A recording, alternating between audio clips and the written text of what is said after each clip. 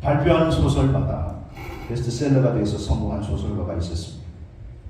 이 소설가는 20대에 벌써 많은 사람들이 부러워하는 부와 명예를 가지게 됐습니다.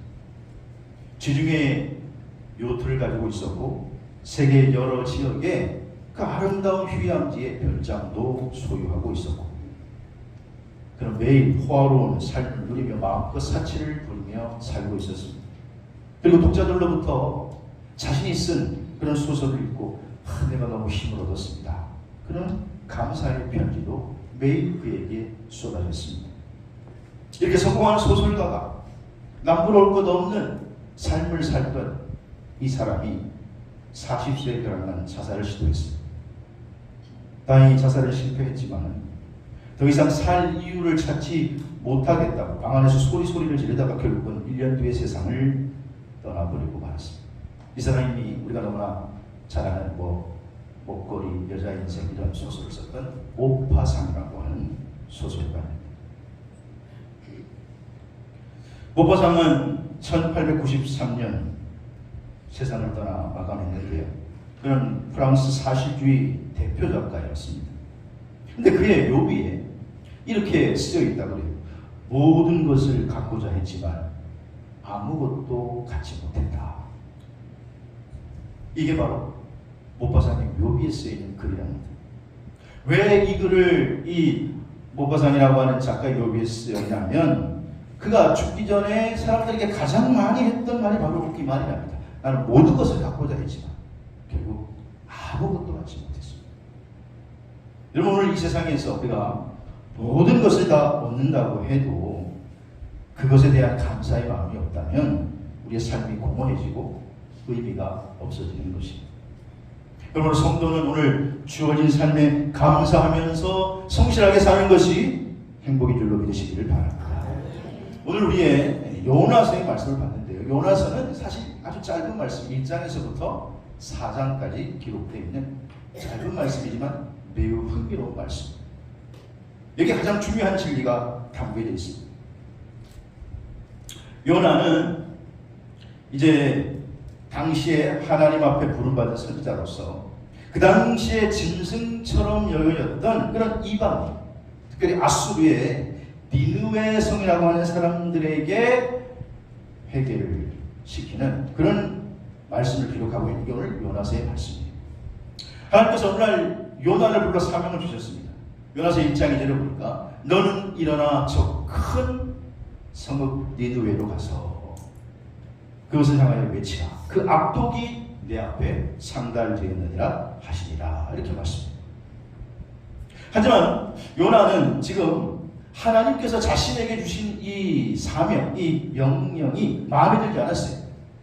니느웨 성에 가서 니느웨 사람들을 회개시키라는데 회개하면 살려줄 것이고, 그런데 이 니느웨는 사실 이스라엘의 원수의 나라인 아수르라고 하는 나라의 수도예요.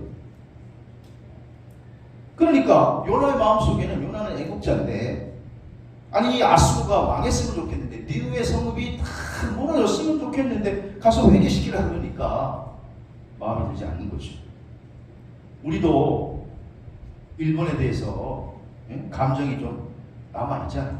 물론 사랑하죠. 사랑해야 되니까. 그런데 아직도 상처가 남아있다는 거예요. 그러니까 이 요나의 마음이 이해가 되는 거예요. 그래서 요나가 니느웨로 가라고 하는 하나님 말씀을 거절하고, 그리고 3절에 보니까 1장 3절에 요나가 여호와의 얼굴을 피하려고 어디로 도망갔느냐? 다시스로 도망하여 욥바로 내려갔더니, 그래서 다시스로 도망하려고 욥바로 내려가서 배를 타고 지금 도망가는 거예요. 자, 니느웨로 가라고 했는데 어디로 가고 있다고요? 다시스로. 자, 그럼 니느웨는 어디 있느냐? 니느웨는 욥바라고 하는 곳에서 동북쪽으로 한 700km쯤 올라가야 있어요.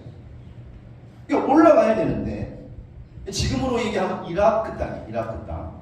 그런데 지금 요나가 다시스로 가지 않고 니느웨로 가지 않고 어디로 가요? 정반대로 다시스로 가요. 다시스는 서쪽이에요. 서쪽. 그래서 서쪽으로 한 니누에서 3,600km 떨어져 있는 곳. 지금 따지면 한 스페인 정도 될 거예요. 스페인.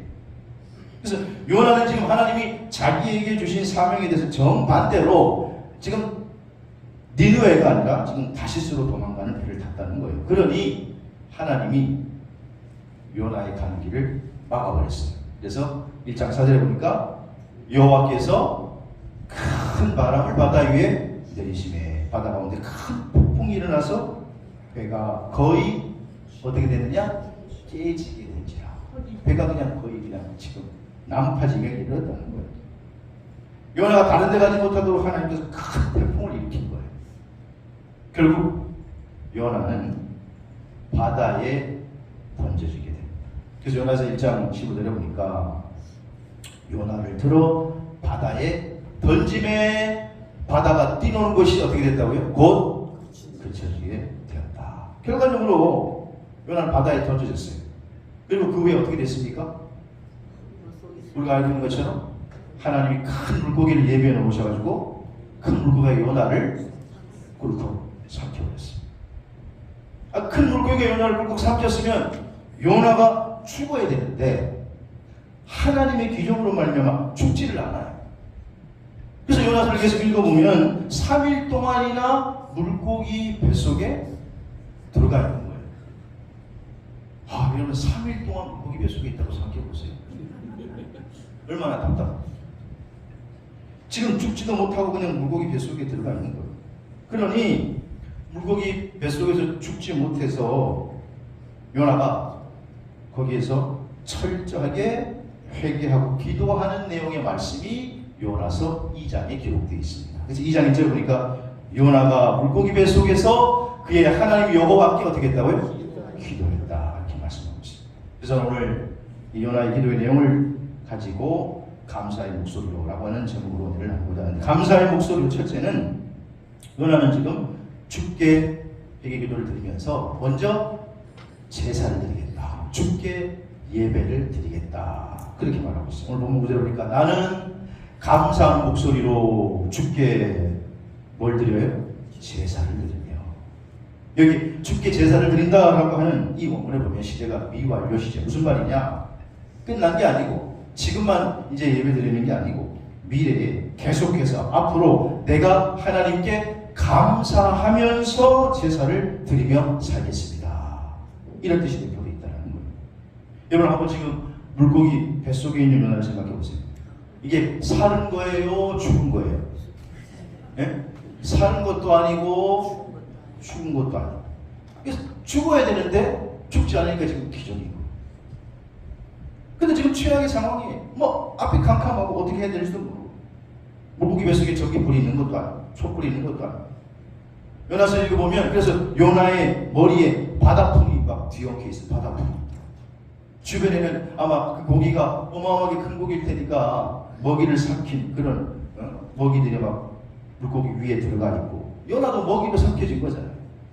그러니까 하나님이 기적이 아니면 살 수 없는 그런 상황, 죽음 직전에 있는데 그런 일생일대의 최대의 위기 앞에서 요나가 제일 먼저 생각한 것이 뭐냐? 예배를 드리겠다. 제사를 드리겠다. 내가 감사하는 목소리로 주께 예배를 드리고 앞으로도 예배를 드리겠나이다. 이렇게 고백하는 거예요.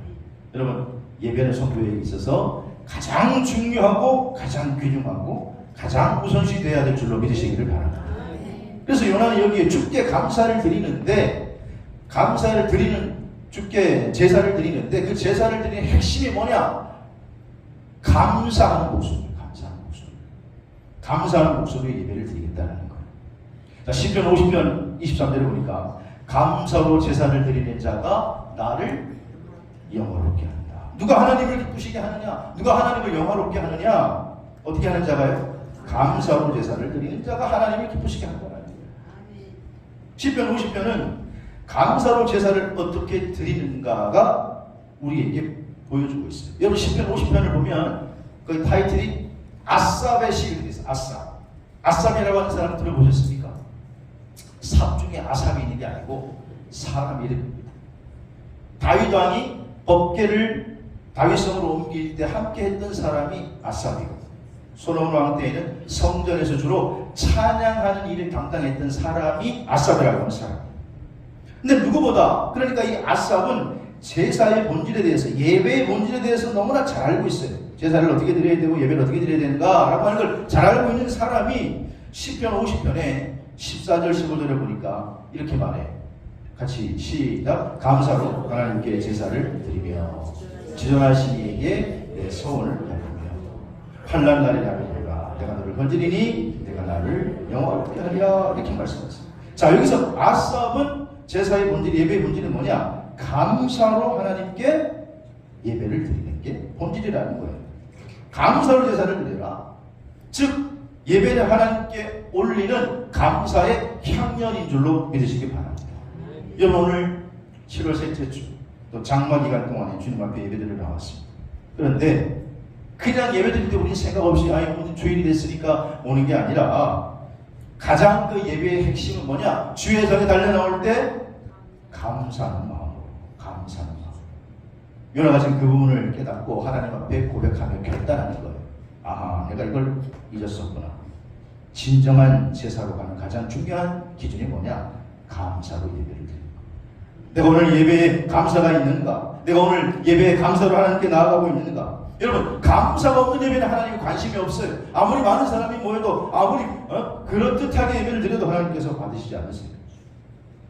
시편 52편 23절에 아삽은 이렇게 말하는 거예요. 감사로 제사를 드리는 자가 나를 영화롭게 한다. 하나님을 영화롭게 한다. 오늘 우리 예배가 감사가 가득 담겨진 예배가 되기를 주의 이름으로 축원합니다. 지금 사실 오늘 본문의 요나는 지금 어디 안에 있다고요? 물고기 뱃속 안에. 죽을 지경이에요. 살아있는 것도 아니고 죽은 것도 아니고. 그런데 요나가 거기에서 깨닫는 것은 감사하는 목소리로 주님께 예배해야 되겠다. 이걸 깨달은 거예요. 그러 사랑하는 열만나 가족 여러분, 일생 나가도록 우리가 예배에 가장 중요하게 담아야 할 것이 감사입니다. 항상 감사의 향연이 담겨져 있는 예배를 하나님께 드리시기를 주의 이름으로 축원합니다. 정종숙 박사가 쓴 수기가 있는데 아빠의 선물이라고 하는 책. 이 정종숙 박사는 남편이 정태두 박사인데 자기 남편과 함께 살았던 삶의 내용, 신앙의 고백을 기록한 책이 아빠의 선물인데, 이 책의 내용은 정종숙 박사가 남편을 만나서, 남편 이 정태두 박사를 만나서 10여 개 유학 생활을 했어요. 8년 동안 유학 생활을 하는 가운데 그만 남편이 불치병에 걸렸어요. 근위축증이라고 하는 병에 걸려서 고통을 받아요. 그런데 그 고통의 삶을 살면서도 그 가족의 버팀목이 되었던 것이 뭐냐? 가족 예배였다. 그렇게 그 책에서 고백해요. 그래서 이 책에서 이 정종숙 박사는 죽음이라고 하는 것은 더 이상 두려운 것이 아니라 삶의 마지막 선물이라고 하는 것을 깨닫게 돼요. 그리고 이 책에서는 처음에는 절망적인 상황이 자기에게 닥쳐왔을 때 하나님 왜 나입니까? 하나님 왜 우리 남편입니까? 왜 우리 가정에 이런 고난을 당해야 됩니까? 처음엔 이렇게 의구심이 가졌지만 그러나 그는 그렇게 대꾸하지 않았습니다. 그는 예배를 통해서 다만 연약한 존재로서 하나님의 뜻을 이해할 수 없음을 인정했습니다. 그리고 그때부터 내가 하나님의 뜻을 지금 잘 알 수는 없지만 하나님 앞에 감사하기 시작했습니다.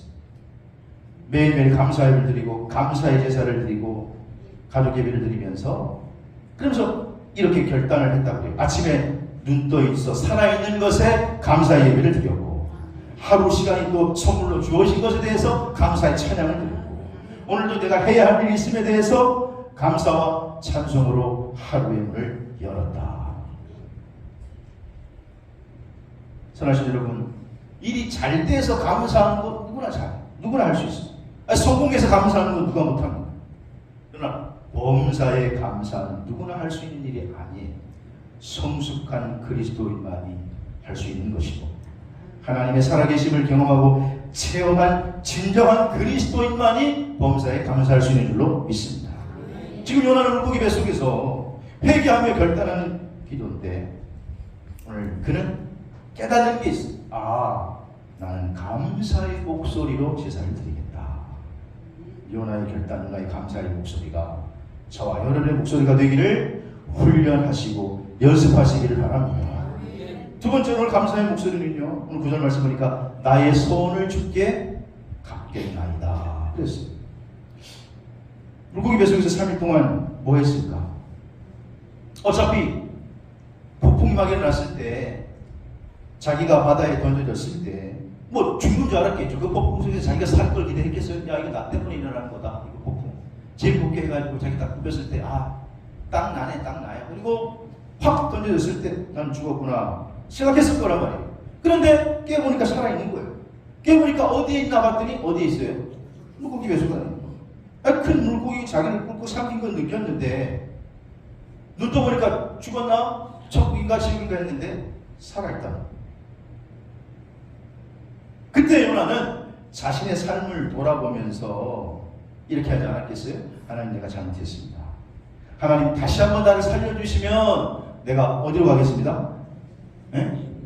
니느웨로 가겠습니다. 하나님이 명령하신 니느웨로 가겠습니다. 이렇게 서원하는 건 아마 당연하지 않겠습니까? 여러분도 죽었다가 살려줬으면 하나님께서 내리신 사명, 제가 이제 감당하겠습니다, 그렇게 말하지 않겠어요? 우리가 믿음 생활할 때 하나님 앞에 약속하고 서원을 해요. 그런데 신명기 23장 21절에 보니까 이렇게 말씀하고 있어요. 내 하나님 여호와께 서원하거든 갚기를 더디하지 말라. 내 하나님 여호와께서 반드시 그것을 내게 요구하시리니 더디면 그것이 내게 죄가 될 것이라. 그러니까 하나님께 서원했으면 그건 반드시 지키라. 요나가 지금 하나님 앞에 지금 감사의 목소리로 자기의 소원을 지키겠습니다 라고 결단하고 있는 거예요. 사도행전 18장 18절에 보면 사도 바울이 머리를 깎는 기사가 나와요. 바울이 겐그레아라고 하는 지역에서 머리를 깎는데, 여러분 삼손이 머리 깎아도 바울이 머리 깎았다는 얘기 들어보셨습니까? 바울이 겐그레아에서 머리를 깎아요. 그건 나시린의 소원을 지키는 거예요. 민수기 6장에 보면 하나님 앞에 헌신하기로 결단한 사람들을 나시린이라고 그러는데, 나시린은 두 종류가 있어요. 첫째는 평생 나시린이 있어요. 평생. 둘째는 일정 기간 동안 서원하는 나시린이 있어요. 그래서 일정 기간 동안 서원하는 나시린은 자기가 서원한 나시린 기간이 끝나면 그동안에 머리를 자를 수가 없으니까, 나시린은 머리를 자르면 안 되니까 머리를 길렀던 그 머리카락을 잘라서 화목제물과 함께 하나님께 불태워버리는 것이 이제 나는 나시린이 끝났습니다 라고 하는 하나의 과정이에요. 그런데 바울이 2차 전도 여행 기간인데 사도행전 18장에 고린도에 오래 머무른다. 한 1년 6개월 머무르는데, 당시의 사도들은, 그러니까 지금 얘기한 목사님들은 순회 전도란 말이에요. 한 곳에서 오래 목회하는 게 아니라 여러 지역을 다니면서 복음을 전했어요. 그런데 바울이 고린도라고 하는 지역에 와서는 떠나지 않고 1년 6개월 머물러 있었습니다. 그런데 그 기간 동안에 상당히 핍박을 받은 거예요. 하지만 하나님께서 그때 바울에게 이길 수 있는 그런 힘과 능력을 주셔서, 그래서 고린도 교회를 개척하고 그 고린도 교회가 아주 흥하게 됐습니다. 근데 바울이 거기에서 서원하죠. 18절 보면 마지막에 바울이 하나님의 은혜로 내가 여기에서 승리할 수 있음을 감사합니다. 그리고는 이렇게 해서 이제 서원한 걸 겐그레아에 와서 서원 기간이 끝나니까 머리를 깎고 이제 일정 기간 이제 약속을 지킨 것을 나시린이 끝내는, 그러니까 하나님 앞에 서원한 것을 지켰습니다 라고 하는 뜻으로 정리하는, 머리를 깎는 그런 일을 하게 되었다는 거예요. 사랑하시는 여러분, 오늘 그러니까 인간관계에 있어서도 서로 약속 안 지키는 사람은 벌써 신뢰가 떨어지고 그렇잖아요. 근데 전능하신 하나님 앞에 우리가 결단하고 약속했을 때 그것을 우리가 서원했단 말이에요. 서원. 그런데 이럴 때 그 서원한 것이 소홀히 되지 않기를 주의 이름으로 축원합니다. 서원한 것을 하나님께서 지키는가, 그것을 보신다는 거죠. 여러분 맨솔레담 아시죠? 맨솔레담. 예? 제가 이 어깨가 좀 아파가지고 파스를 뿌리거나 맨솔레담 로션을 이렇게 발라요. 맨솔레담 효과가 좋아요. 근데 이 맨솔레담을 만든 사람이 누구냐? 알버트 알렉산더 하이드라고 한 사람이에요. 원래 이 하이드는요, 직업이 뭐였냐? 문방구 주인이었어요. 문방구. 예, 문방구를 해서 돈을 좀 벌었어요. 그런데 그 번 돈을 가지고 더 큰 돈을 벌려고 주식에 투자했다가 때가 안 맞았겠죠. 몽땅 망해버리고 말았어요.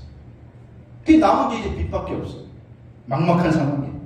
그래서 이 하이드는 하나님 앞에 와서 기도합니다. 하나님, 제가 뭘 잘못했습니까? 제가 잘못한 게 뭔지 깨닫게 해주십시오. 제가 하나님과 나와의 관계가 뭘 잘못했습니까? 알게 해주십시오. 그래서 기도하면서 하나님 앞에 도움을 구하는데 갑자기 자기 머릿속에 뭔가같이 스쳐 지나가는 게 있더라고요.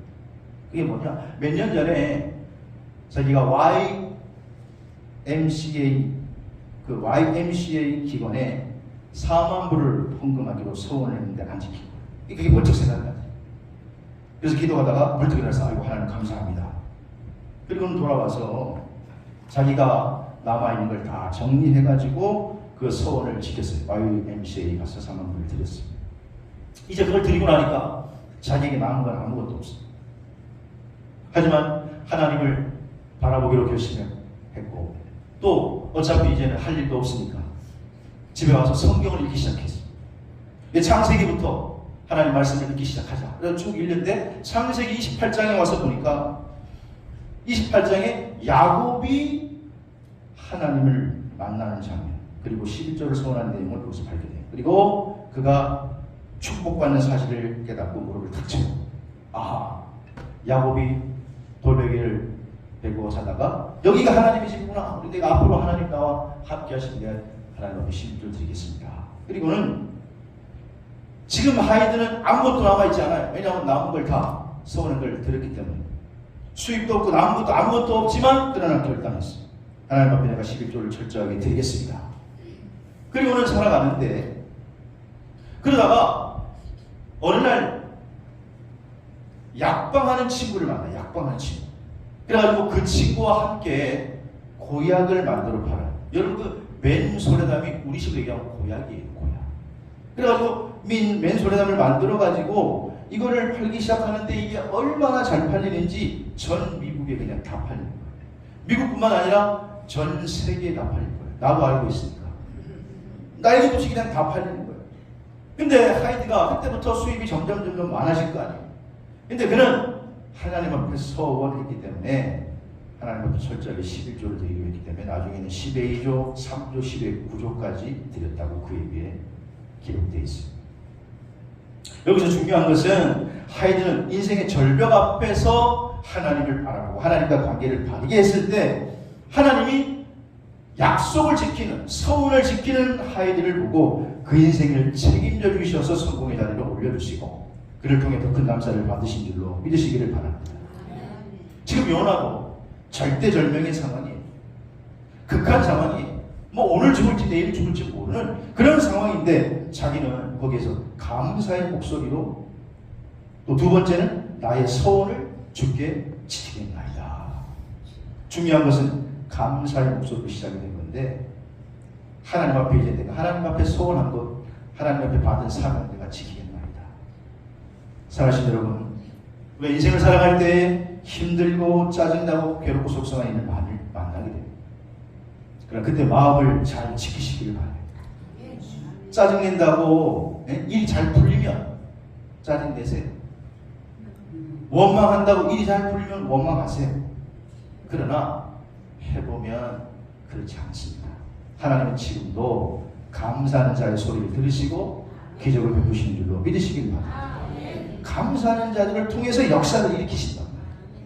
세 번째로 감사하는 목소리는요, 요나가 오늘 이렇게 고백합니다. 구원은 여호와께 속하였나이다. 구원은 여호와께 속하였다. 요나가 지금 물속에서 3일 있으면서 철저하게 회개하고 기도하는 내용을 보면 말씀인데 그가 기도하다가 가만히 보니까 내가 지금 죽고 사는 것, 지금 물고기 뱃속 안에 있는데 내가 죽고 사는 것, 내가 결정할 수 있는 게 자기에게 1% 가능성도 없는 거예요. 어제 지금 물고기 뱃속이 지금 소화되기 직전인데 자기가 살 수 있느냐? 자기가 살 수 있는 가능성은 1%도 없어요. 살려주신다고 하면 100% 하나님께 그 가능성이 있는 거예요. 그래서 그는 뭐라고 고백하느냐? 하나님께 내가 살고 죽는 게 있습니다. 구원은 여호와께 속하였나이다. 여러분, 우리 인생의 성공과 실패도 하나님께 있는 줄로 믿으시길 바랍니다.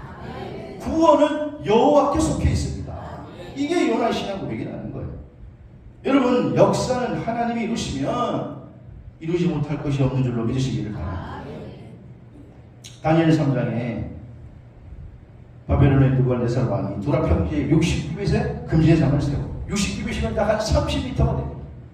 30m가 되는 어마어마한 금신상을 세워놓고 자기의 왕권, 자기의 권세, 자기의 권력을 드러내려고 모든 무무역관들을 초대한 다음에 낙성식을 거행해요. 자, 저 금신상이 나다. 그 금신상 앞에 절을 하라는 거예요. 절하지 않으면 불못불에 넣으리라. 여러분, 그건 너무나 잘한 얘기죠. 그런데 사드락과 메삭과 아벤느고는 결국 절하지 않습니다. 그러니 이 느부갓네살 왕이 너무나 똑똑한 인재들이니까 다시 한번 기회를 줍니다. 야, 다시 한번 기회를 준다. 그런데 이때에 사드락과 메삭과 아벤느고가 뭐라고 얘기하느냐? 다니엘 3장 10절에 보니까 왕이여, 우리가 섬기는 하나님이 우리를 맹렬히 타는 포물불에서 능히 건져내시겠고 왕의 손에서도 건져내리라. 느부갓네살이야, 내가 지금 네 목숨을 쥐고 있는데, 네 목숨의 여탈권을 내가 쥐고 있는데 뭘 하나님이 살려주느냐? 저것들 안 되겠다. 한 번 기회를 줬는데도 안 되니까 집어넣어라. 그래가지고 결국은 집어넣어요. 세 사람을 집어넣었어요. 그런데 나중에는 네 사람이 춤을 추고 있는 걸 느부갓네살 왕이 보고 깜짝 놀라서 그들 보고 도대체 무슨 일이 벌어졌느냐? 나와라, 나와라, 나와라.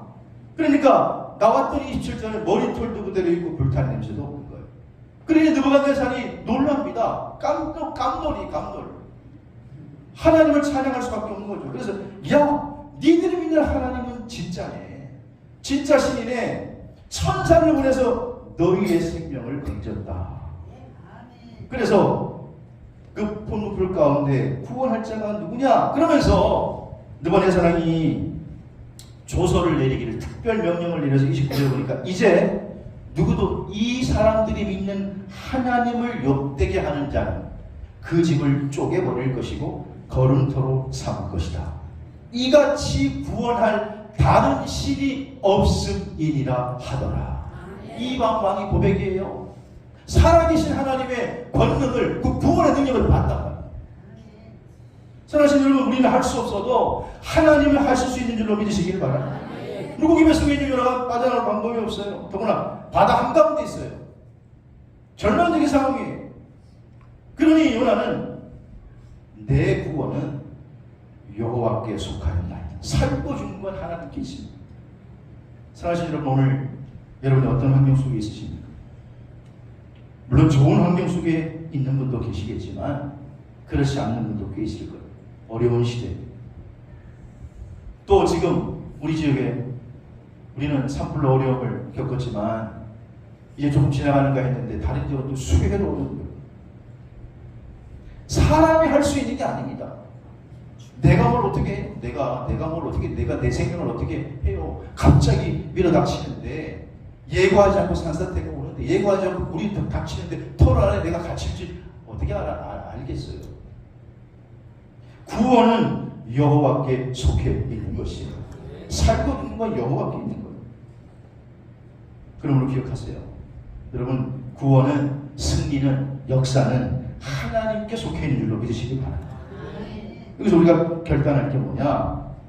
오늘 요나의 고백이에요. 나는 감사하는 목소리로 주께 제사를 드리며 나의 서원을 주께 갚겠나이다. 구원은 알고 봤더니 여호와께 속하였나이다.